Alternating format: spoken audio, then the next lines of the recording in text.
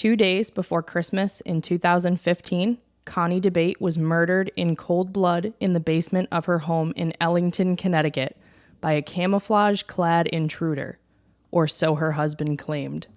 I'm Marina. With me, I have my two best friends, Colby and Laura, and this is Grim.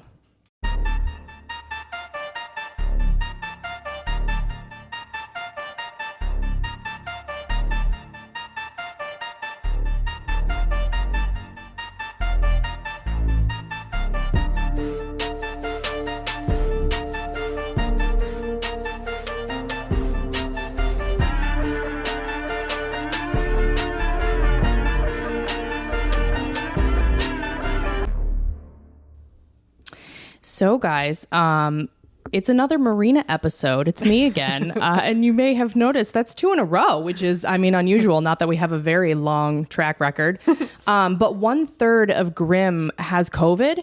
And for HIPAA reasons, I'm not going to say which one of us it is. But me and Laura are together and Colby is calling in on our recording. So I'll just... might be a clue. Yeah, just like a small hint. Yeah, But it's fine. We've adapted and overcome. And Colby's calling in. Say hi, Colby. Hey guys, one of us only has 2 of 5 senses functioning, so it's a good time. You have the whole episode to figure out which. 2 out of 5 isn't bad. It's okay. No. It's better than none. It's not a passing grade, but I'm alive, I guess. So that's good. Better than earlier in the week where you were not alive. Yeah. No. So we definitely, we pivoted, we adjusted. We wanted to make sure that we continued to put out content for you guys. We didn't want to miss a week. So it's me again. So I hope you're excited to hear my voice 2 weeks in a row. I always am. Yeah. I'm excited. So today... Colby can't hear you. That's your hint on which sense. Yeah. I'm miming to her. We're on FaceTime. I'm just miming to her. So today we're talking about the murder of Connie Dabate, which has been in the news. Again, I think it's national, but it's definitely in Connecticut news because it's a Connecticut case. But this case has been referred to extensively by the media as the Fitbit Murder. And I'm going to explain a little bit more why. So I'm just going to jump right into it. So the victim is Connie Margada Dabate. She was born in Connecticut in 1976. She was one of 4 children and grew up in Vernon and Ellington, so local her whole life. She graduated from Ellington High School in 1995 and went to UConn. She earned her degree in 1999. And she was actually the past vice president and a member for many years of the Ellington Volunteer Ambulance Corps and had a career as a pharmaceutical sales rep. So, pretty impressive. So Connie married Richard Dabate in 2003. Richard was the same age as Connie, and their birthdays were actually only 2 days apart. Connie and Richard had 2 children together who were 9 and 6 at the time of Connie's death, and they all lived in a gorgeous home in Ellington, Connecticut. I'll post a photo of the house on our Instagram, but it was gorgeous. There's a lot of land out there, too. It's pretty out there. Yeah. So Connie was described as a devoted mother with an effervescent personality, and a local pastor said people were naturally drawn to her, and her family described her as the sunshine of so many lives. So the last time I think Colby described someone like that, it did not end well. So local pastor, sunshine. Yeah, no, it didn't. So spoiler alert, this one doesn't end well either. So on December 23rd, 2015, at 10:16 a.m., the police received a call from LiveWatch Security reporting a panic alarm that was triggered at the home of the Dabate family in Ellington, Connecticut. At 10:18 a.m., Richard Dabate misdials the number for 911, which, can I just say, I have nightmares constantly of being chased and I'm trying to dial 911 and can't, my phone won't dial or connect. And that's just my whole nightmare. And then I wake up and I'm like, that's terrifying. I have ones where I can't roll up I guess you don't roll up your windows, but you can't put your windows up in your car fast enough. And someone's trying to come to get you. Or your garage door. Yes. Can't get your garage door down. Guys, I thought you could just hold the number 9 for long enough and that would call it. Is that not a thing? I don't know. I'm testing it right now. Oh, don't test that. No. No, it will tell you. It will tell you. And it's not a thing anymore because I tried it on my phone. Okay. I was because one time I tried to put Cocomelon on my child's phone and accidentally dialed 911 on Easter. I think it was 2 years ago. And I was like, oh my gosh, I'm so sorry. I didn't hang up in time. I'm like, I'm fine. And then the cops showed up at my in-laws and they were like, oh no, they're fine. They're like, did you guys dial 911? I'm like, I did, but it was a complete accident. But they have to check. They do have to check. So my question now about him misdialing is, like, he misdialed as in he was trying to call 911 and couldn't dial it correctly, or he was dialing something else and accidentally dialed 911? Unclear. I'm not sure if it was like a panic nervous thing or if he did it on purpose. I'm not sure, but so I'm just saying 10:18 is when an attempt to dial 911 was first happened. Okay. At 10:19, he successfully calls 911 and he was moaning and requesting for help. Oh no. So the call went through to dispatch. Police were dispatched at 10:22 and they arrived to the home around 10:30. The responding officer found Richard Dabate lying face down in his kitchen. Ooh. His right wrist was zip tied to a metal folding chair. I think like behind his back, he said like a chicken wing when he was describing it. Interesting. His left hand was free from the chair and it was raised above his head near a cell phone. He also had a zip tie on each ankle and a zip tie around his neck that was tight but not embedded in his skin. And so he had a folding chair. It was resting on his legs and butt. So it was like on top of him. And he had one wrist that was zip tied to it. And I think one of the ankles was zip tied to it as well. And Richard moaned to the initial officer, they're still in the house. Ooh. So that responding officer went back out the front door, called for additional units, and said that there may be a home invasion. Because you assume police respond to some of these home alarms all the time where like people don't know they went off or you know, somebody triggered it and forgot the code or something like that. So they called in additional units. As police were arriving, Richard did not move from his position on the kitchen floor. He sort of stayed in this face down position, arm up above his head. One of the responding officers actually thought that he was dead when he came in because he was quiet and motionless, and there was actually a smear of blood on the floor near him. Yeah. Yep. Okay. But then they realized he was alive once he started talking to the officers. But he just sort of like held this pose. Good indication. If he's talking. He's alive. He's alive. Diagnostically, they determined he was alive by his discussion with officers. Great work. So Richard told officers that an intruder had been in the home and that he witnessed the intruder shoot Connie in the basement. So the police went downstairs. They found Connie's body. It was cold and she had no pulse. And she was only 39 at the time of her death. So the officers got there around 10:30 and found Richard in the kitchen. And at 10:48, an officer came in to photograph the scene and Richard was still in that same position. So the officers actually, they thought he was incapacitated because he just hadn't moved at all from that pose. I'm going to call it a pose. Yeah. So after the police secured the scene, EMS came in to render aid to Richard, and that's when he was cut free from the chair. And the officers asked him to explain what happened. So he walked the police through the events of that morning. He said he brought his sons to the bus stop at the end of their long driveway, went back inside to change his shirt, and then left for work around 8:20 to 8:30 a.m. Now, I just want to point out, like, all these times, like, the timeline is crucial. So all these times are relevant. So I'll ask you many times about them because I will forget. That's fine. So he says he went to work, left for work around 8:20 to 8:30. He said he was about 2 to 5 minutes into his drive and realized that he forgot his laptop. So he pulls over. He's on his phone. He said he also got an alert on his phone that an alarm was going off at his house. So he emailed his boss that he needed to go home because the alarm was going off and he thought that police officers might arrive. And he said later that he didn't tell her that he also forgot his laptop. He said he was too embarrassed since he worked as a computer network programmer. Fair. Kind of essential goods there. Right. So he didn't want to say that he forgot it. Okay. Yeah. He didn't want to say that he forgot his laptop. He probably also didn't want to say he forgot it. Nobody wants to say that. Like, really. So he said he went home to get his laptop. Okay. So he turned around. He said he got home between 8:45 and 9 o'clock. He was standing in the kitchen and he heard a noise upstairs.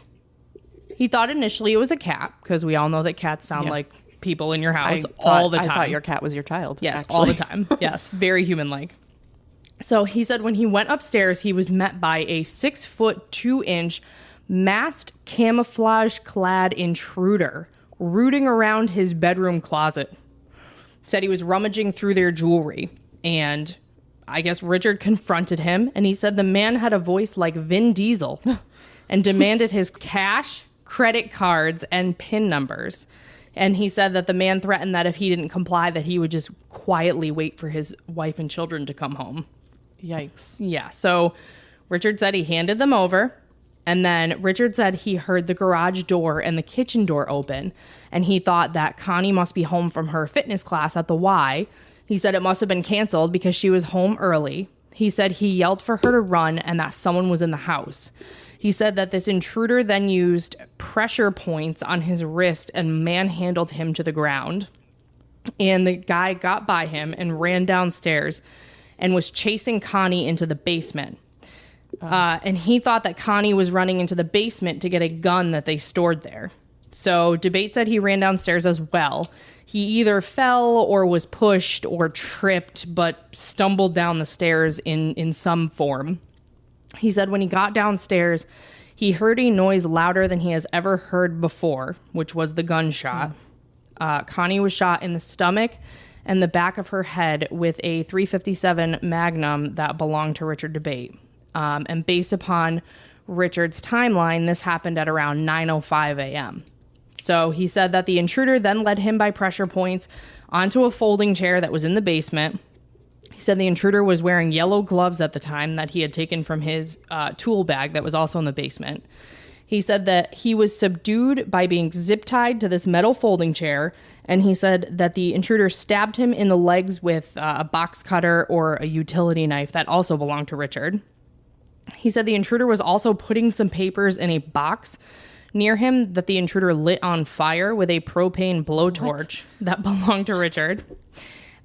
He said that the intruder then used the torch to burn his leg, which is one of the zip ties were burned off his ankle. Richard at this time had one free hand and one free ankle, but he said he was sitting there sort of subdued just from the shock alone. And then Dabate said after a struggle, he was able to grab the blowtorch and scorch the man's face. And he said that the intruder then fled on foot from the basement bulkhead doors. So then Richard said he was able to drag himself up the stairs from the basement into the kitchen with his chair attached to him. Once in the kitchen, he was able to press the panic alarm on his keys and was able to get his phone off the kitchen counter and call 911. So should I dig into all the issues I have with that version now, or should I wait? That's where I'm at, dude. I have so many feelings. If you want to just flag a few and then I'll get into it. Where do I begin? Well, the shooting. I mean, they have a gun, so I would expect, he says, the loudest noise he's ever heard. I would expect him to know what a gun sounds like if they have one. So that's one. I'm sorry, welcome to Richard's basement of horrors, though. Yeah. He just conveniently has everything you would need to commit this crime laying around. Yeah. And the intruders using all of the tools and weapons that they have at the house versus presumably any of the things that they would have brought on their own. How convenient. Yeah. Also, the timing of that. So this guy was intruding to rob them, and now it's turned into like this torture session. Right. The burning on the leg makes no sense to me whatsoever. There's and also, like, who attaches someone to a folding chair as a way of keeping them somewhere? It's a great question. He was incapacitated on the floor in the kitchen when the cops got there, but he climbed up the stairs with the folding chair. I feel like you know when a villain gets caught in like a mousetrap? I know it's a folding chair, but I'm literally picturing a mousetrap on this man's lower body. I'm really picturing him like in a Frozen Disco Fever pose for like over 20 minutes to be like, you guys guys see how I am, right? Like you see I'm just stuck under this folding chair, guys. Yeah. Imagine the noise of that going up the stairs. Which the officers weighed, and the chair weighed 9 pounds. Okay, well, I feel like you could drag that. Is he a slight man? How is Richard a big man, or what's up? Oh, that's a good question. I think he's shorter. Okay. I believe he's like relatively fit though. I know he did CrossFit and stuff. So But capable of moving a folding chair. Yeah, I think he is shorter. Okay. Yeah. Okay. Yes, he is capable of moving a folding chair. Yes, that I am confident in saying. So those are just some of the things that come to mind when I listen to all that. Okay. I'm sure we'll learn more. But So, I mean, the cops were a little suspicious too. I mean, they're giving him the benefit of the doubt. They're listening to a story. So, based on the information that he provides about this intruder, the police begin a search for this gunman, this murderer with a burned face. Yes, with a burnt. Yeah, he lit the mask on fire. So burn, and they actually did check the local hospitals to see if there were any burn victims or anything like that, and nothing came up. Shocking. So police brought in a canine unit to see if they could track the intruder's scent because, he said that he left from the basement doors. So they bring in this canine German Shepherd and he starts at the bulkhead doors in the basement and he tracks around the house into the front yard and he stops to alert that there's evidence. And in the front yard is Richard Dabate's wallet just sitting in the front yard. So the officer was like, okay, back to work because he found something, but that's not what they were looking for. So the dog tracked around the other side of the house and into the door where Richard Dabate was on the stretcher. And the dog alerted end of trail behavior and stood up. So the officer was like, okay, let's try again. So they bring him back to the basement doors. The dog comes back around to the front of the house. Richard Dabate is being loaded on a stretcher into the ambulance. And the dog actually tries to get into the ambulance that Richard is being loaded into. Richard, he's like, dogs just love me. What can I say? He's like my pockets are full of kibble. Sorry. Yeah. So then they were like, okay. So then they did, they called it a free search of the property. So they just took the dog around the property. They have like a method for searching like every inch of the property, looking for any tracks. And they found no exit trails leaving the property. Okay. Nothing was stolen from the home except for Richard Dabate's wallet, which was found in the yard. Yep. So police canvassed the neighborhood for additional information to see if anyone had seen anything out of the ordinary. A nearby house cleaner said that she may have seen a large green figure rush by the window while she was dusting. Green? Large green, which Richard Dabate said that the guy, it was a 6'2" man in camouflage. Okay. So that lended credibility to his tale. But dozens of other neighbors said that on the morning of the murder, they were out and about in the neighborhood, heading to work, bringing children to school or to the bus stop, and didn't see anyone unfamiliar or anyone wearing all camouflage in the area. Basically, it was business as usual. So the police also looked for evidence of a forced entry because how did this guy get in the house? So other than the open front door, there were no other possible signs of forced entry except a basement window was lying on the floor inside unbroken. The two locks on the window weren't damaged and had been removed from the inside by unscrewing them. And there was also a pry mark on the inside, but none on the outside. And there were also undisturbed spider webs on the top and sides of the window openings, showing that no one had entered the window. And while state police were there, they tried to replicate using the other window to see if they could sort of break into it. So they pushed on it and the glass shattered. And then when they pushed on it further, the frame buckled and the window locks broke away from the frame. So they were like, this was not the point of entry. And at the time, Connie was not home, according to Richard. Right. So there's nobody let them in. You know how sometimes it's like a door-to-door salesman or something, they let them in willingly. So it wouldn't have been something like that because no one was home. So Correct. They would have had to break in. Yeah, she had left for a fitness class. So meanwhile, Richard is brought to Hartford Hospital. And while at the hospital, he willingly speaks to police. He lets them take a DNA sample. He lets them test for gun residue on him and take down a statement. So Richard spoke to the police for 6 hours. They noted that he wasn't very emotional and that he didn't cry. And he said, "I've already cried so much. Ask the nurses." What? Also, I have witnesses. Ask the nurses. I cried so much. Why is he talking at all with his wife murdered? Wouldn't you not say anything without a lawyer? Even if you were completely innocent, wouldn't you just keep your mouth shut? So we know the lesson of when cops are asking you questions. You shut up. But he's taking a book out of Richard Kraft's book. Yeah. He's innocent. He didn't do anything. So why can't he talk to the police? Yeah. Yeah.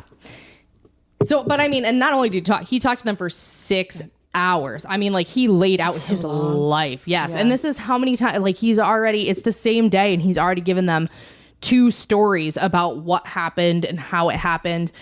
And the police actually said to him, like, we're kind of not buying this. Like, your timeline doesn't add up. Like, right away they're saying that, because he's saying that he left the house at 8:20 to 8:30, realized 5 minutes he needed to turn around, come back.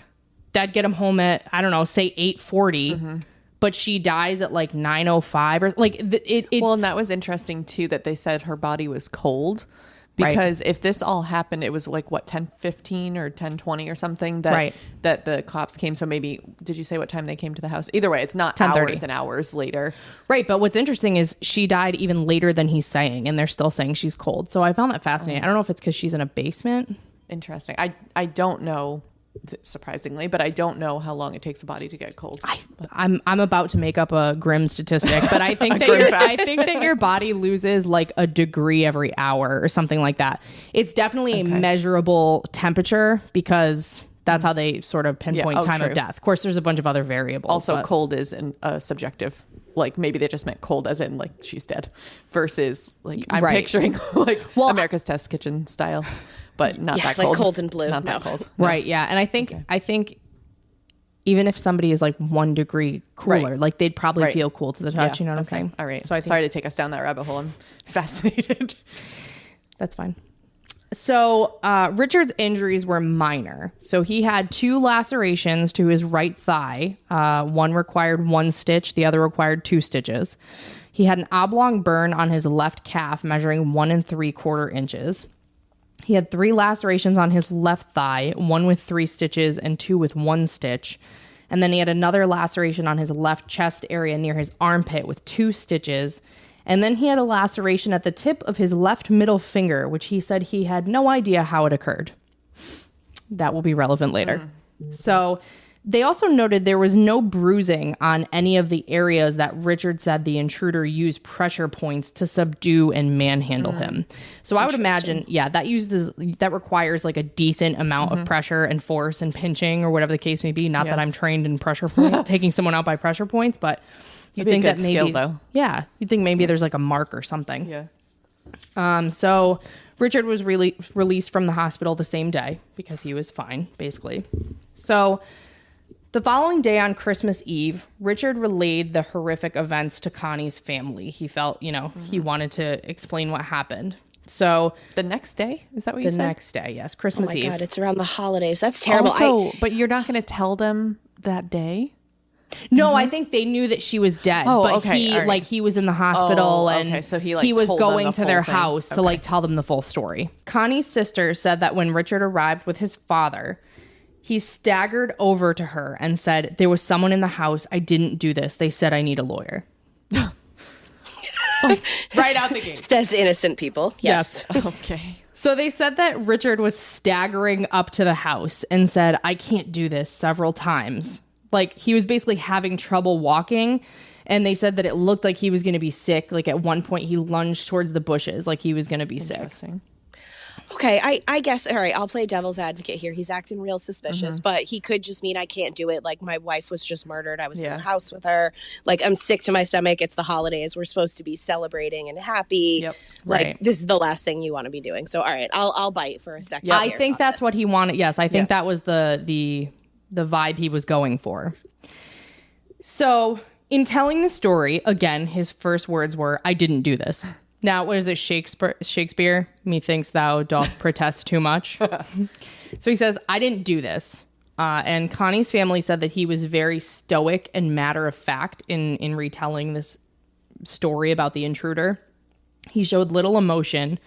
And when he was finished, he called his father to ask him for his passport, which he said he needed to get a new phone and money since the police had his phone and wallet. So, priorities.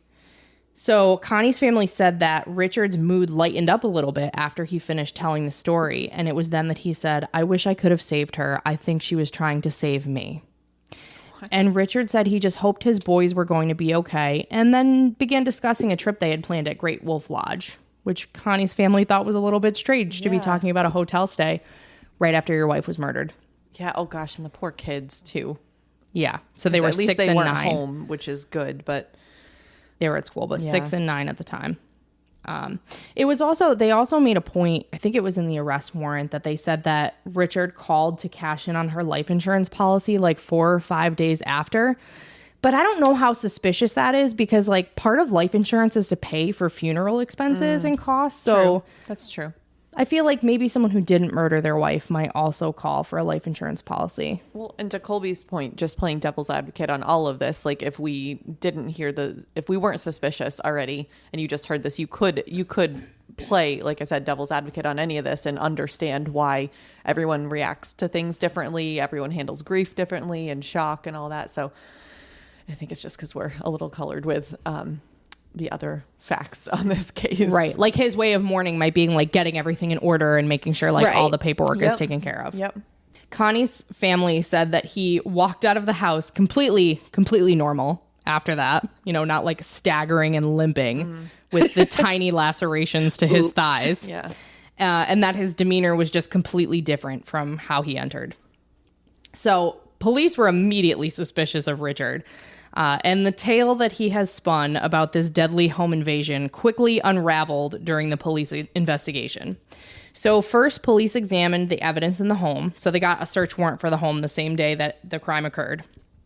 They looked at the blood spatter, and they noticed that it didn't match Richard's story. So police found drops of blood concentrated in the basement area where Richard said he had been tied to the folding chair. But there was no spot where a chair could have been based upon the grouping of droplets of blood.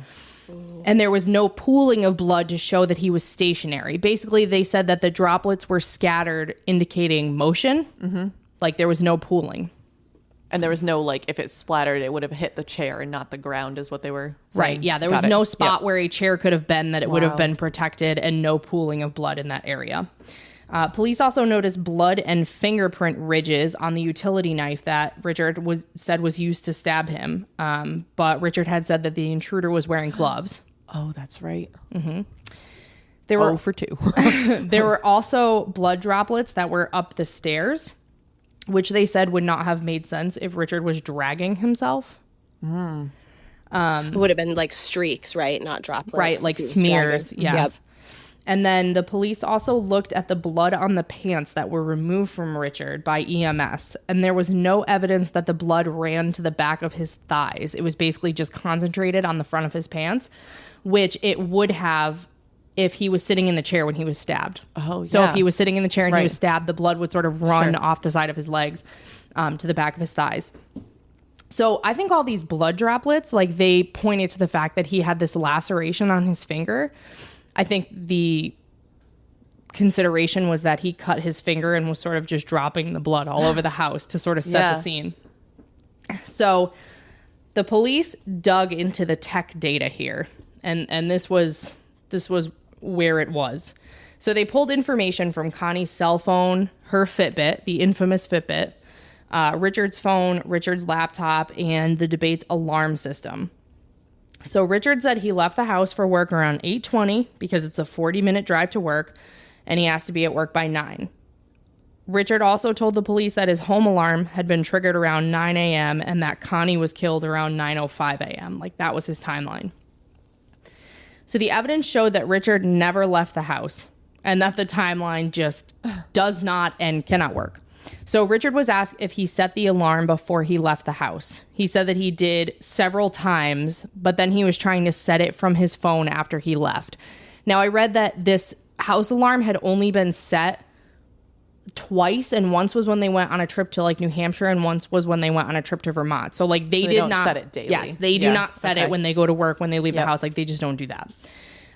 So 8:37, Richard was Googling long-lasting tattoo ideas. While driving? Question mark. Yep. No, the IP address was in his house. They tagged him in his house with the IP address. He was checking his email, checking Facebook. Connie left the house around 8:46. They figured this out because Connie's Fitbit began to demonstrate a period of inactivity and was syncing with a Verizon IP address rather than the home IP address. So that was consistent with her being in the car on the way to the YMCA. Mm-hmm. So she was going there for a 9 a.m. class that ended up being canceled due to the holiday schedule. So that really was canceled. Okay. It really was canceled. Yeah. So she did come home early. So the police found that the system was armed with Richard's key fob in stay mode at 8:47 a.m. Now, this key fob only works within 500 feet of the home. Mm-hmm. I think you can travel more than 500 feet in 5 minutes in your vehicle. Yep. Just guessing. At 8:48 a.m., Richard disarms the system through an online login. At 8:49, Richard is logged into his email from the IP address for his house. At 8:50, he fully arms the system, and now the last door to have opened was the internal basement door, not a door that leads outside. So they're saying he's home. Buddy. Definitely. Yeah. Well, and stay, like we have the same thing on our alarm. Mm-hmm. Stay is so that you can stay in the house and not set the alarm off. So you wouldn't do that if no one was home and you were leaving. Right. And so he fully arms the system. He's in the basement. The basement door is the last door that opens, and there's no sensors down there. So he's in the area of the house where there's no sensors. And where he has told us he stores his gun. That's the thought going through my head, too. Yeah, it's down there with all the tools and the blowtorches. And yes. And the chair, probably. Yeah, the chair. Yeah. 8:51, he logs into Outlook from the Ellington IP address. At 8:59, the alarm is disarmed with his key fob again. And at 9 a.m., the internal basement door opens and closes again. I just want to say, like, I think that he thinks he's really thinking this through and, like, setting this up. But I would say that he did not consider technology in this plan. God, not at all. I was thinking the same thing. Like, you wouldn't even want to have your cell phone on you, let alone doing things on it. Yeah, you'd be like, I lost my cell phone. I don't have my keys. Yeah. Technology does not exist. We're going to be such good murderers after this. No, I'm going to be caught. I'm the worst liar. Oh, I'm going to be caught first, for sure. They'd be like, did you do it? You'd be like, yes. Yes, I did. Thank you for asking. Put me away. 9:04 is when Richard sends the email to his supervisor saying he had to go back home due to the alarm. Okay. You work in IT. You are a computer network programmer. Are you not thinking that there's a timestamp on the email that you said you had to send, around like 8:30 if you left the house for work around 8:20? Yeah. 5 minutes, email your supervisor. I mean, like, just like attention to detail. In what world does this timeline work? So at 9:18 a.m., Richard searches the YMCA group class schedule and downloads the timing of this group class schedule. Pause. Colby, I can hear whatever you're doing, like writing with a Sharpie. Oh. That's exactly what I'm doing. Holy shit, that's terrifying. I'm trying to like quietly Is it a make black Sharpie over here. Oh, no, okay. That's adorable. That is adorable. It's pink. It's the only thing that I have. I'm just trying to think through like, what does this guy think he's doing? Because I know all of the times make sense when you lay it out, but not looking at it with like my sort of fever COVID brain, like it's just like a lot of numbers trying to keep it straight. It is a lot. Yep. So that's fair. But so based upon the alarm system, cell phone data, and Fitbit data, Connie got back home around 9:23 a.m. At 9:27, her Fitbit showed casual walking. Like there was no indication that she was running from an attacker. Or was like an elevated heart rate or something. No exercise mode going on. So 9:34, the second floor motion sensor idles, meaning that 9:34 was the last time that there was any motion on the second floor. So again, if you had this intruder and you're running downstairs. So as of 9:34, no one was upstairs. Facebook records show that Connie posted a video at 9:40 a.m., another video at 9:45 a.m., and she sent a Facebook message to a friend at 9:46 a.m. So very much alive. And she's probably not just like, hold on, intruder, I need to just send this message. Like, there's probably not someone there. Right. If she's or on like Facebook. Not even like, hold on, Richard. Like she's just casually at home doing her thing. She's just posting to Facebook. This is like breaking my heart because I've been thinking about this from Richard's perspective, which is, you can kind of poke, not fun at him, but kind of judge him for his lack of planning, but just kind of thinking about the loss of life and just awful thinking about Connie. Well, that's like his Connie's family said after the trial, which spoiler alert, Richard goes to trial. They said, they had a spokesperson for the family basically give a statement, and his statement was, everybody's calling this the Fitbit murder. Like, this isn't about a Fitbit. Exactly. This is about the cold-blooded murder of Connie Dabate, Yeah. So... Well, and I'm sitting here thinking, like, okay, her workout class got canceled, right? And in my head, like, I'm like, I would love that. Like, you get out guilt-free, no workout today. Yay, like, I'm going to go home. Like, I don't know, maybe I'm going to, like, draw a bath or something. Like, I'm just messing around on Facebook. Like, it should have been a good day for her. Right before the holidays. I was going to say, not only that, it's December 23rd. Like, think about your December 23rd. Like, I'm grocery shopping or making a list or baking cookies. Your whole house is filled with Christmas lights, and it's just joyous and presents and last minute wrapping. And she's got young kids where it's super fun for you're listening Christmas to Christmas carols and just like devastating. So she walked from the time that she got home until her last movement, which was at 10:05 a.m. She walked more than 1,200 feet, about a quarter of a mile. And they had measured, if she went straight from her car into the house and then ran to the basement, it would have been about 125 feet. So the timeline is not adding up, and the police are suspecting Richard. What could his motive be? Oh, yeah, that's an interesting question. Well, Richard was having an affair with two women, one of whom was about 7 months pregnant at the time of the murder. Stop. Oh, no. Yeah, so her name was Sarah Ganser. Her and Richard had met in junior high school. And according to Sarah, they were on and off for years, and they began a physical relationship in May of 2015. And about a month later, Sarah had found out that she was pregnant. And she said that she didn't want to ruin the Dabate family, and she planned to raise the child on her own. Oh, this poor woman.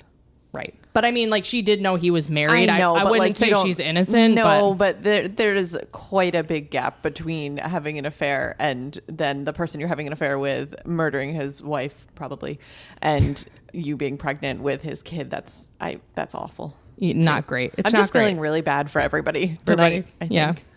Not Richard, though, right? Not Richard. Okay. No, not Richard. I mean, Everybody I don't know. A cut him. with a box cutter, little might scab. Might scar. That burn. His perfect thighs. No. Scarred for life. So Sarah said that their relationship actually continued after Connie's death, but they've been strictly co-parents since mid-2019. So they're no longer together. Now... I would hope not. Well, they can't be now. So Richard admitted to this extramarital affair when he was talking to the police, and he said that the situation, quote, popped up like a freaking soap opera, is what he told police. So basically the police were asking Richard about Sarah and what was going on. So his stories about his mistress and this baby evolved over time. When he first spoke to police, this was all during the same 6-hour interview, but the first story that he gave to police while he was talking to them was that Connie wanted another baby, but she couldn't have one due to health issues. So he said that Sarah was single, she was never married, she wanted to have a baby. So, he did some untraditional things and got Sarah pregnant, and that the plan was for all three of them to co-parent the baby. Just happy throuple, live happily ever after. Yes. Okay. I see you, Richard. Yeah, basically they were saying, like, to get a surrogate, it would take too much time. So, like, they know this Very woman. expensive. Yeah. And he said, I will take this cross to bear. Yeah. And he said it was, like, kind of Connie's idea, and that, like, she was way cooler about it than, like, he ever expected. Oh, that's so sickening. That was his, even say that about. Yeah, that was his initial story. And then they were like, really? They like keep asking him about the situation. And then he's like, well, it wasn't really. There was cheating on both sides. I mean, like, both of us were cheating, which I didn't see anything that Connie was cheating. I think it was just him. Most likely. And then he admits to the police that the pregnancy was unexpected, which is what Sarah said, that it was an unexpected pregnancy because if you're going to have an affair with a married man, like, do not get pregnant with his baby. Like, that's just not going to work out for you in the end. Rule number 1, if you're suspected of murder, don't talk. Rule number 2, if you're having an extramarital affair, don't get the person pregnant. Check. Those are grim rules. I like it. Oh, we've got facts and rules now. Okay. Yeah. Grim rules. We'll collect them. Rule. Grim rule. So police were digging into things further, and they also found that Richard had engaged in financial irregularities both before and after Connie's death. So approximately $100,000 went missing from the couple's bank accounts between December 2014 and 2015, most of it beginning in June 2015 when Richard found out that his mistress was pregnant. My face right now is in shock because I thought you were going to say like, oh, because I was thinking irregularities. Okay, maybe he just shopped at a different store or at a different time, not $100,000. $100,000. My face is doing the same thing. I bet yours is. Like, I'm like, oh, financial irregularities, $100,000 later. Yeah. And now there wasn't a lot of discussion about this, but I believe that they were quite wealthy. I mean, sure, but still. I'm looking at the house. Yeah, they seem like they were probably well off. Yeah, the house is really nice. It's beautiful, really nice. I don't know who owns it now, but just know someone was murdered in the basement of it. So I bet they got a pretty good price on it. You have to disclose that. You do, but they probably got a better price. They probably got a better price on it than they would if someone had not been murdered in the basement, right? I think so. I think so. It's like power lines in your backyard or something. So the parties had discussed divorce at some point because in November of 2014, Connie had sent an email to Richard that included a link to an article about mistakes to avoid when divorcing with children. Connie had an entry on her phone from November 2014 titled "Why I Want a Divorce." And now the list was very extensive. But she said things like, he acts like a kid constantly. There's no trust. He's never happy with anything I do. Nothing I do is ever good enough. And then they also found an email from the summer of 2015 that she sent to herself, basically discussing the details of how they could handle the divorce financially and how they could split custody. So I just picture her like trying to work up the courage, like trying to plan it all out to present this like cohesive thing. Like, neither of us are happy. Like, let's just get this done. And again, like, the kids must be a huge consideration. Of course, but yeah. So divorce definitely had been discussed before. So pregnant mistress, threat of divorce at home, pressures were mounting. At some point, Sarah, the mistress, had told a friend that, Richard was just like stressed, out of his mind stressed. He's afraid that he would lose his friends, that his family would be disappointed, that people would hate him, that his family will never be the same. Why not go for murder instead? Why not? Yeah, wins a lot they're more already friends. going to hate me. It's like how to win friends and influence people. Step one. He thought this through extensively and planned out all the important details to not get caught. That's so true. Good point.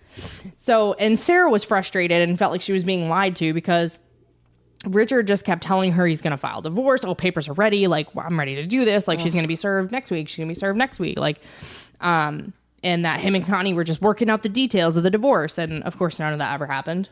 So, in June 2015, Richard met with a local attorney to discuss divorce, but never actually retained him or filed any paperwork or anything like that. In July and September of 2015, this is, I don't know how you explain this away, and I don't think he tried to.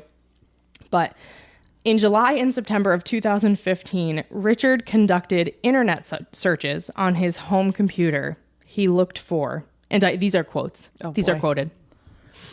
Deadly over-the-counter pill combinations. Are you kidding me? Fast, untraceable homemade poison. Are you kidding me? Come on, Richard. Ricin recipe.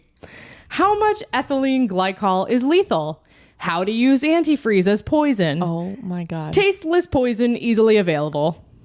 So he definitely has no concept of technology. No, like, and you're in IT. Like, do you not understand that, like, everything you put into the computer is saved? And especially not for like the average person. Like, I can't go pull your search history, but if I'm suspected of murder tomorrow, like, they're going to subpoena everything I've done ever. And we always joke about that with our research for these cases. We're like, we're on some list now, but we're totally flagged by the FBI. I'm like, how long to freeze a body? How many pieces does a body go into after being in a wood chipper? I'm on the FBI's watch list for sure. My life's super boring though, so enjoy fellas and ladies.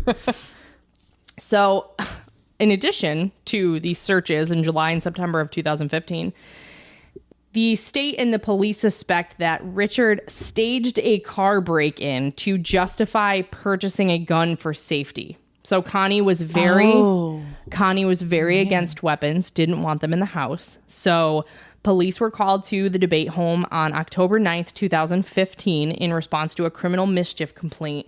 So the officer met with Connie and Richard, who explained that someone had damaged the windshield of Richard's Nissan. So the officer... The windshield also? Yes. Like, that's not how people break into a car.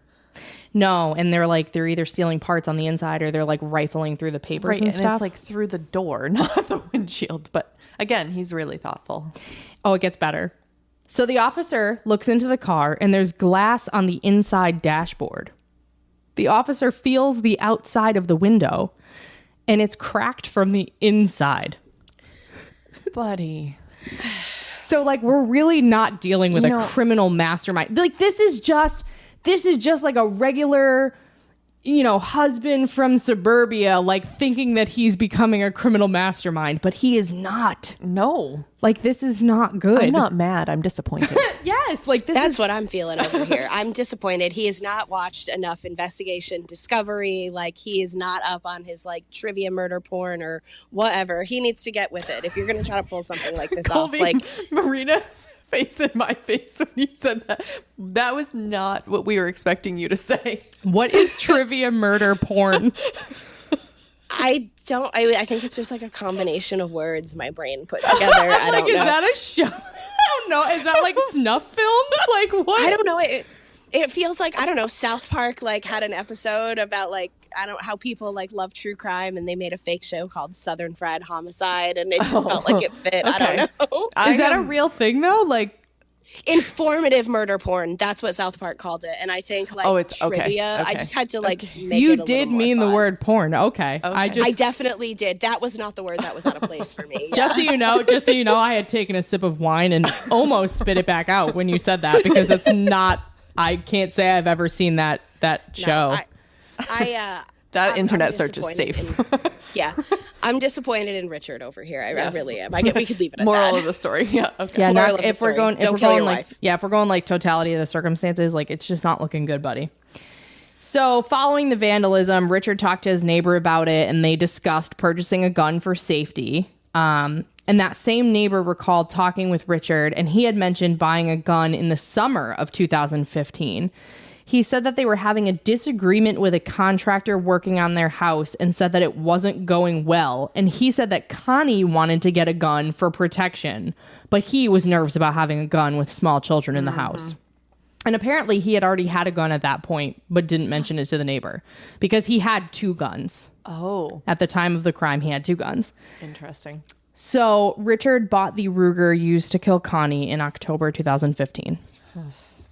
Because of this car vandalism, where the windshield was cracked from the inside.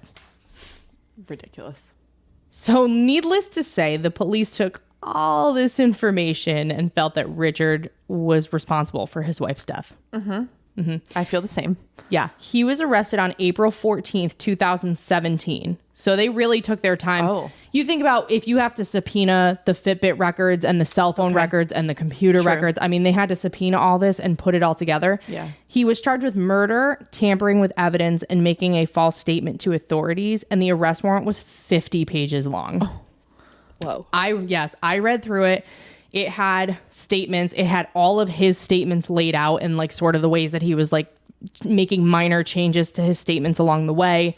It had statements from the mistress. It had Connie's family members. Like, so say, 50 pages, but you had 5 people that were present on Christmas Eve for Richard telling the story. They each give a statement because some of the details are just a little bit different between people experiencing them. I also just have to give a shout out to you that you managed to read 50 pages of an arrest warrant or whatever it's called in the quick change of you doing this week instead of Colby. So shout out to you for Thank you. I digested it as quickly as possible. Yes. Yeah. And then they had all the computer info. I mean, like they were like, okay, they broke down the timeline for the alarm system. They went through the text messages between Richard and his wife. They went through the text messages between Richard and his mistress. They went through credit card charges. Wow. They went through and at the end of the last couple pages of the arrest warrant are basically like all of the timelines, like minute by minute. And they'd be like, okay, 9:05. This is about when Richard said that Connie would be dead. So not sure when he thinks all the stuff that occurred after happened, like him searching the internet, him reading Facebook posts, Connie posting to Facebook. Like, I have a question. Do you remember last episode, we talked about circumstantial versus direct evidence.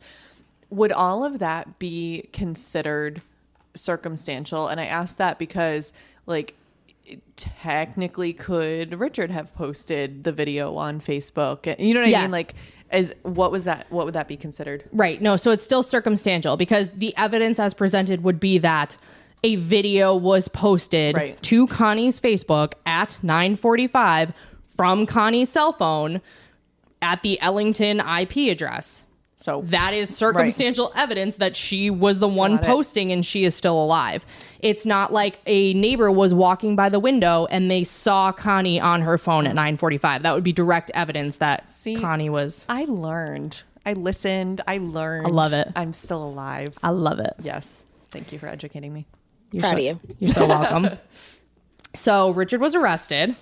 He had a bond of $1 million that he posted and was out free the entire time pending his trial. So a jury was actually picked for the case in early 2020, but then the state court shut down due to Corona. And that jury was dismissed by the judge in August because they'd been in panel too long and some jurors had moved away. Oh, geez. So beginning in late February 2022, a new jury was selected. So the trial lasted 5 weeks. The state's theory of the case was that he staged his wife's death as a home invasion to avoid the fallout of a divorce because he'd gotten his mistress pregnant. I mean, that's not like pretty accurate. That's a pretty good theory. It's a pretty good theory.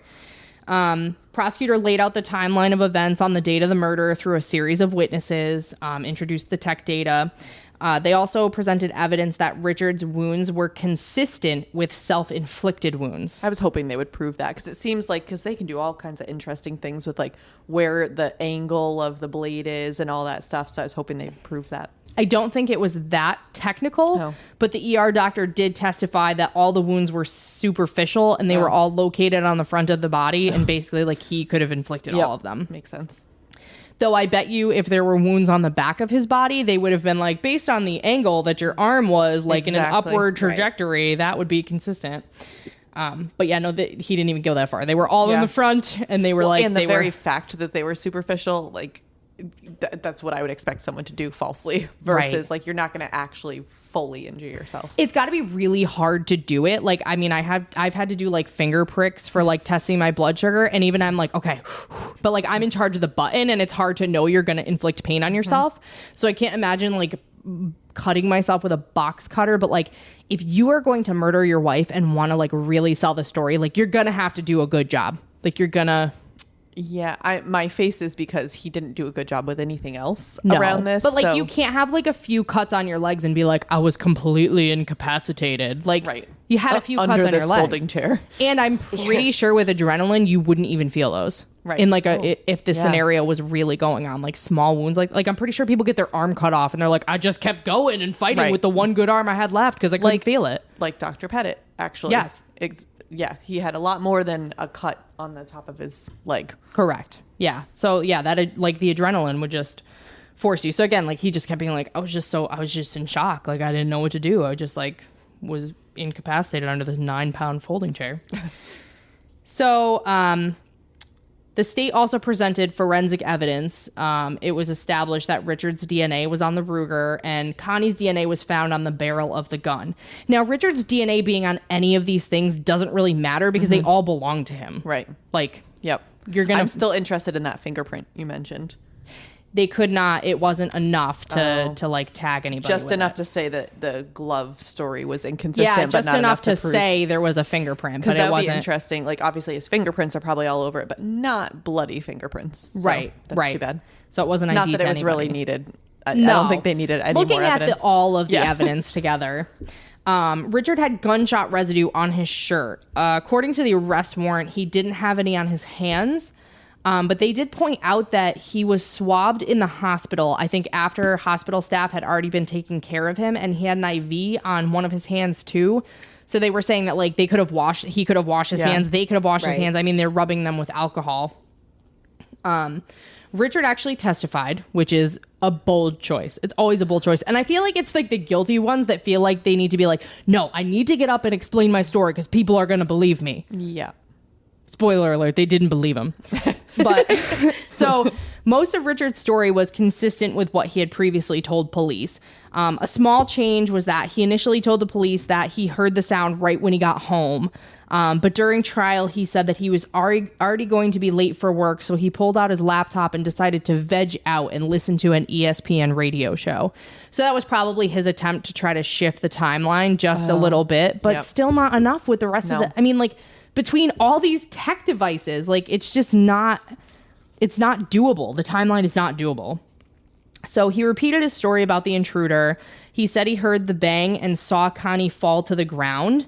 And he said that he could tell she was dead by the way that she fell. So that's why he never checked on her and never asked police to check on her and never, asked how she was or anything like that. Again, I know that people will... I have no idea how I would react in such a situation. However, you would... Even if you thought she was dead, you wouldn't go... I don't know, see her. I would be weeping over the dead body if that was like a real life scenario. Right. Like I would be like, can I go see my husband now? Like, can I go see that's it's real. I don't like it. I don't like it. Again, everybody mourns differently. Like maybe some people don't want to see him at all, but like he didn't ask nothing. He's just like, she's dead in the basement.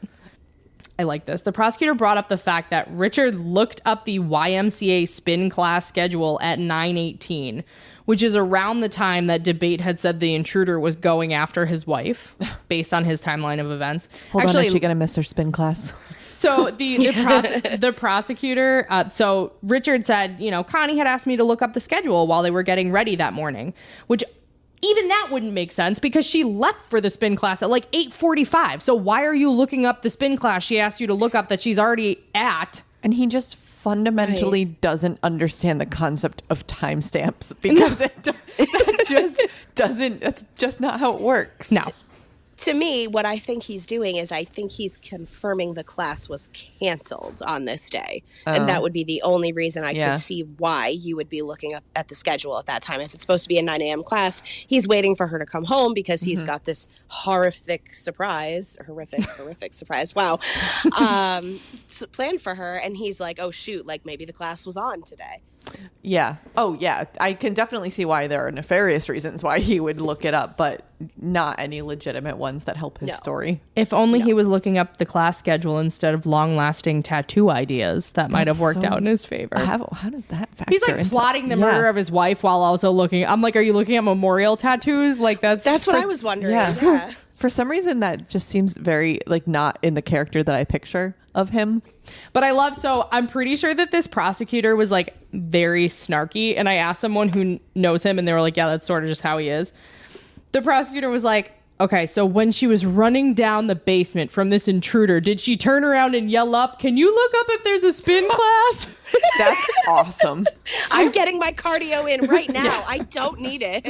I would love to have witnessed that because especially, obviously, we don't believe he is innocent with this. Right. So I just like want him held against the wall for this. Right. And I think he was like snarky enough. I read like a few things where like defense kept objecting and the judge was like, one more time and I'm called, like one more time and it's an issue, one more time. Let's like, so he was really like towing the line with this. But I mean, if you've spent years, I mean, he's spent collectively now 6 years on this case preparing, to try Richard Dabate. So, and you with all this evidence believe in your heart of hearts that he's guilty. So it's like, you really want to point like how absurd his story is. Exactly, which is easy to do. Right. So the prosecutor also asked him about gunshots. So Richard had said that he heard 1 or 2 gunshots, but there were actually 3 fired. So in questioning him, the prosecutor suggested that the 3rd shot occurred when Connie was struggling over the gun with him, and that's how her DNA ended up on the gun's barrel. And then he said he shot her in the back of the head and followed that up with a shot to the stomach. I was curious about that. I didn't want to ask earlier because I wasn't sure if it would come out, but back of the head, but then stomach makes me think the front of the body. So she had turned and moved in the middle of that time. And what was the order of the shots? I mean, it doesn't really matter for this particular thing, but based on this questioning that I pulled from an article, it said he was suggesting that she was shot in the back of the head and then in the stomach. So I didn't. Jeez. I don't know if maybe she was turning, maybe she's turning to run away and he shoots her. And then when she falls backward and she's lying face up, he shoots her in the stomach to finish her off. Awful. Though, like, do you really need to do that if you've shot someone in the head? Ugh. People do survive gunshot wounds to the head, which is like mind boggling, but they like get shot in a certain way where it like goes through their jaw and doesn't touch their brain and like comes out and it's crazy. But, so the prosecutor also questioned how the cops found him. And this is like all I could think about when I was reading this arrest warrant. So he's got this 9-pound folding chair laying on top of him. And the prosecutor was like, you could have just stood up. Yeah. Like you could have just stood up and used anything in the kitchen to cut the zip ties. Like the prosecutor was like, you wanted to be found by the police like this. Like you wanted to make sure that they saw you like this so that you could sell your story.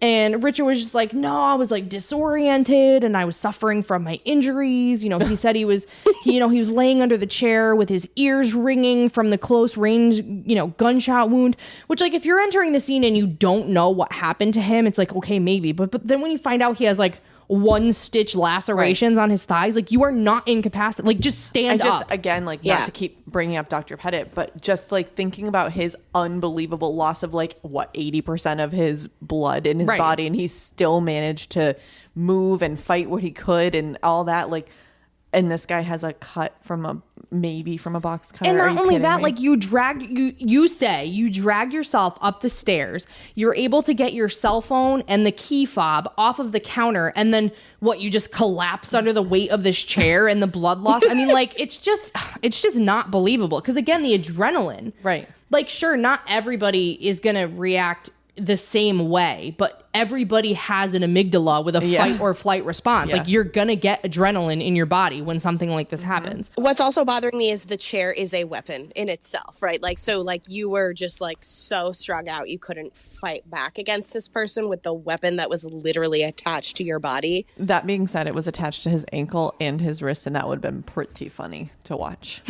Like swinging it back and forth like a butterfly or something.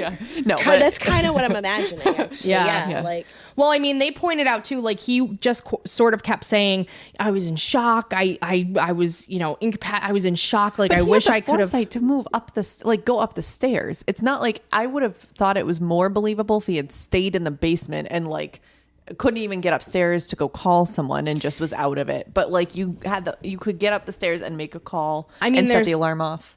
There's even more, like he couldn't explain how the chair would have gotten to the spot in the basement because like the chair was where he was saying it was. Like they would have had to like run through there when Connie was like running from him towards the gun, and he couldn't say how the chair got there. And then they were like, okay, how would this intruder who's got you by 2 pressure points on your shoulder, neck, wherever it is, like what are you doing while he's like getting the chair and getting the zip ties in your tool bag, like, and setting this all up? And like, what are you like? It couldn't even, the story couldn't even, like, forget the timeline. The story is hard to swallow. Exactly. Like, just not. He's just waiting patiently like a good boy so he doesn't get killed, Mm-hmm. And actually, Laura set me up for this one quite well. So Laura keeps referencing our episode 1 where we did the Cheshire home invasion with Dr. Pettit.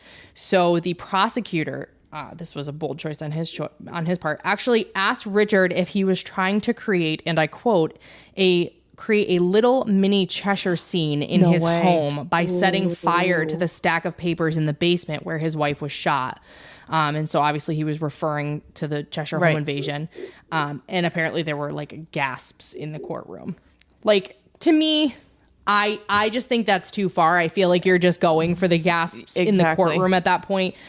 I don't understand why you'd light a box of papers on fire. That doesn't make sense whatsoever to me. And did they find anything in the papers? There was not, like, none of that was in the arrest warrant other than like, and nothing was missing that they needed that was like, oh, he happened to burn that too. So I don't understand that at all. Maybe like a receipt for the gun or something. Right. Because we already knew when he bought it. No. So I think it was just sort of like it was just a red herring. Yeah. And so remember I said that Richard was at Connie's family's house on Christmas Eve, and he told the family he asked his dad for his passport. He had, because the police had his wallet. So the prosecutor was like, how did you know that the police had your wallet? Because the last time you saw it, the intruder had it, right? Because you handed it over to him. Was it because you knew the police would find it because you just threw it in the middle of your yard? Brilliant. Yeah. And he was like, no. No, that's not what happened. No. They're just good at their jobs and find things. I just knew it. I just knew they had it. And Richard testified that him and Connie had discussed divorce and that she knew about the mistress's baby. He said they talked about how they would tell their families about the baby if they didn't get a divorce, but they tried to continue like normal and things started getting better between them. So things were just going well at the time that she was murdered. So just overall, his testimony, he stuck to his story about the intruder and maintained his innocence throughout the questioning. So as we discussed, the state relied heavily on the technology to lay out the timeline, proving that Richard had to be lying. So the defense really pushed the argument that the technology that the state was relying on is just not reliable enough to support a murder conviction. And now people are hearing this being called the Fitbit murder. Mm-hmm. If all you heard was that her Fitbit picked up movement after the time that he said she would have been dead, I would question whether that technology was reliable enough as well. We're talking about alarm systems, cell phones, laptops, IP addresses. I mean, like, you are talking about an extensive amount of technology that are pinning both of these people in places at certain times. Like, it's not just her Fitbit. Right. And it's all combined. So it's not, like you said, any one of those honestly would probably be good in and of themselves, but it's all of them together. Taken together. Exactly. They're able to lay out this minute by minute timeline. Exactly. I mean, and defense counsel asked the jury, whether you've ever had a smartphone that, causes you to miss a text, or if the GPS tells them they're on a street away from where they actually are. And we have all had that happen. Like where, your GPS thinks you're in the middle of a river and you're like, I'm not in a river. Like, can you just find my location and tell me where to turn? Office style. Turning directly into the lake. And then they also questioned the reliability of these devices back in 2015. Because, I mean, this trial just happened, but 6 years ago, technology, it's not a bad point because technology advances rapidly. I mean, That's true. 2015 Fitbits. I mean, as it is, this was a Fitbit she had like clipped to her waistband. This wasn't even like, that's like the old school Fitbit. That's not even like the wearable on your wrist Fitbit. So that's true. Not a bad point, but the state did have an expert testify that it was highly unlikely that the Fitbit data would be off by an hour. And then again, Connie was posting on Facebook. Richard was surfing the internet. Like, you have all these other things that are throwing off his timeline as well. The defense also tried to argue that Richard couldn't have set up the scene that he did in 6 minutes because, the Fitbit showed that Connie stopped moving at 10:05. So they were saying she had to be killed then. But then he pressed the panic alarm at 10:11. So they were like, he couldn't have set it up in 6 minutes, which, again, that's a fair point because he's got to burn the zip tie off. He's got to drop all the blood and everything. But the cops didn't get there until 10:30. Mm-hmm. So he had more than 6 minutes. And he didn't call 911 until 10:19. Right. So again, that's 14 minutes. And like, how quickly do the alarm companies, like, there's a relay time. Yep. And again, you also don't know, like, you don't know if like Connie was in the living room and he was in the basement, like setting up all this blood, right. And then he like called her down. Yeah. Like, you just don't know how it, so, it's an interesting argument, but I don't think it's enough to overcome the other evidence that's going on. And the defense also focused on the fact that the DNA of an unidentified man was found in 6 different places, including the upstairs closet door, the family safe, and the handle of the gun used to kill Connie. That is interesting. But I wonder how is unidentified defined? How is unidentified identified? That was what my brain wanted to say. I saw you trying to not to say it. Saw the smoke coming out of my ears. Yeah. And is it like, was it enough to rule out that it was Richard's, or it wasn't enough to understand like whose DNA it could have been? I think no, Richard's DNA was on everything. Right. But the way that the state countered this argument is that finding mixtures of DNA on objects is very common because DNA can persist for years. Years. So they had a forensic expert agree with them that it was possible that the DNA could have remained on the gun, for example, from before Dabate purchased it in October 2015. And now they did actually get a DNA sample from the sales associate who sold the Ruger, but he was excluded. They really investigated this case. But so he was excluded, but it could go all the way back to the manufacturer. Like, unless someone's wiping it off, right, like it just remains there. Wow. And then like the closet, like I don't know, like my contractor's DNA could be on my closet door handle. Like, I don't know if I've Lysol'd it since I've had my new doors installed. Like, you just don't. So it could be anybody's DNA, a cleaner. So it wasn't the same unidentified DNA profile that was in 6 places. It was that there was unidentified. I believe so. I didn't see that connection. So like, the door could have been, Connie's father, and the gun could have been someone else. I think it was just that's a really good point. An unidentified male. That would have been much more powerful. It was just if it was the same person to that point. Right. And that's a good point. I do not think it was. I did not read anything about that. Yeah. I feel like they would have called it out if it was. I feel like that would have been a very interesting, strong point for the defense on those, for the same unidentified DNA to be in all those places. But I think, I don't think that it was the same profile. But when it was all said and done, the trial was 5 weeks with 600 exhibits and 130 witnesses. Wow. So, I mean, that's a lot to jam in 5 weeks. Yeah. Is what I'm saying. Like, that's impressive. So, case went to the jury. Second day of deliberations, less than 24 hours after the closing arguments, the jury found Richard Dabate guilty on all charges. Mm-hmm. So the judge increased his bond to $5 million following the verdict, and he was led away in handcuffs. And just a reminder, he spent the last 6 years as a free man. Mm. So Richard intends to appeal. His attorney said that they're disappointed in the outcome, but, the fight's not over, and Richard's ready for the fight. He's scheduled to return to court on September 16th following a pre-sentence investigation. So basically, they just want to know all the circumstances to consider when they're sentencing someone. So probation is working on Richard's PSI now for his return to court in September, and he faces 25 years to life. And they said that if he bonds out in the meantime, he'll be subject to GPS monitoring, but which he will not understand. He's not going to respect that. Yeah. It means nothing to him. It does not. He'll be like, I was not there. They're like, that's so weird. We have this GPS data, which pinpoints your time and location. So, there you have it. Wow. This is a friendly reminder. Everyone go charge your Fitbits, because if you're like me, you're always getting the low battery alert, and it just might help catch a killer. Yep. Wow. So that's it. If you're enjoying listening to Grim, please rate and follow us wherever you listen to podcasts to make sure you don't miss any episodes. We're now on Apple Podcasts, Spotify, Google Podcasts, Stitcher, and Amazon Music. Follow us on Instagram at Grim Crime Podcast for information on future episodes and case photos. If you want to send us a case suggestion or just say hi, you can email us at grimcrimepodcast@gmail.com. And listen, learn, and stay alive until next time, Gremlins.